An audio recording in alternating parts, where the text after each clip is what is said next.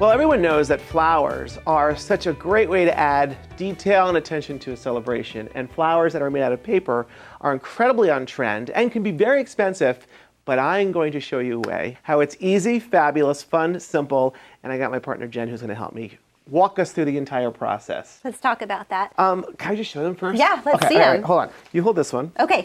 And which is unbelievable. And then I've got this one, and I have this one. They come in a variety of all different sizes that you can make. And I love the detail that we did.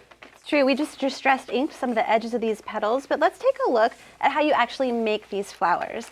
Like David said, we can do a few different sizes. We're going to make one of the largest ones right now.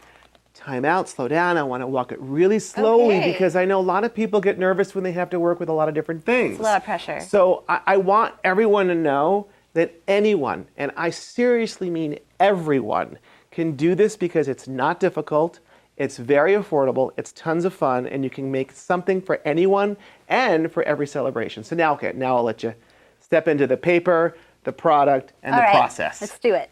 So all you need to start is a 6 by 12 piece of paper, and you're just going to fold that right in half. I'm using a piece of paper from your paper pad collection from Sizzix. Hold on, I'm going to go over here because I want to look at my paper and show everyone how fabulous. The different colors. We've used quite a bit of it. I know, so popular. It's good. So go ahead. Okay, so to make this, we're going to lay this folded piece of paper right on your platform, and we're using our Sizzix Big Shot machine.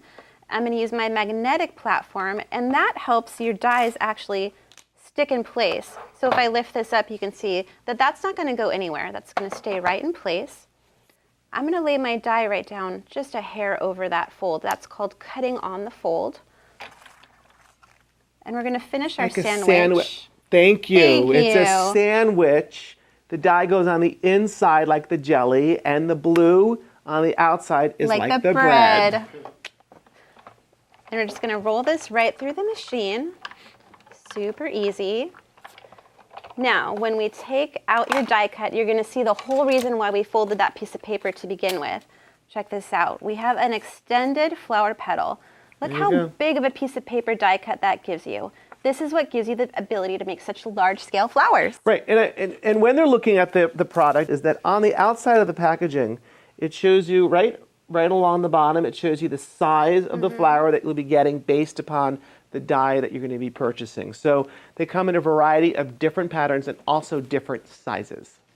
So from this point, all you would do is continue to cut your petals out and layer them on top of each other.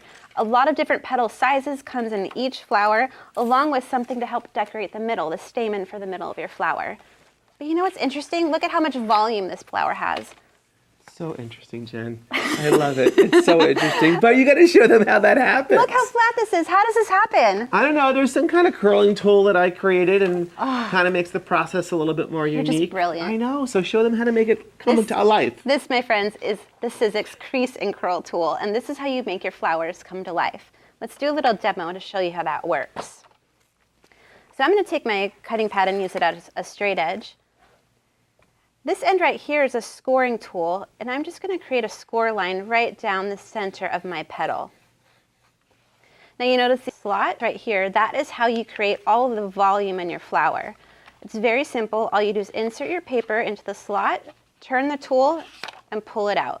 And you immediately start to see how you get some contouring and volume, all without tearing or bending your paper, which is the crucial piece in keeping your flower looking beautiful. Now, what do you think?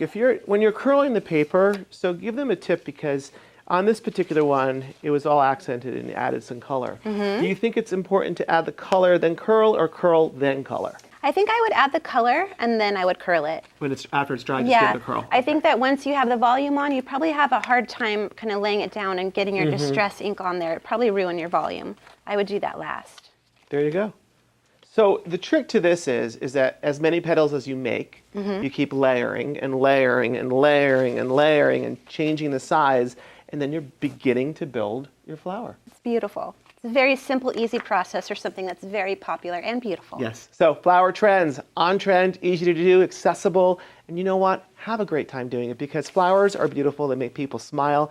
You can add them to your celebration. You can add them to home decor, and you can add attention to detail to anything you want people to be happy with.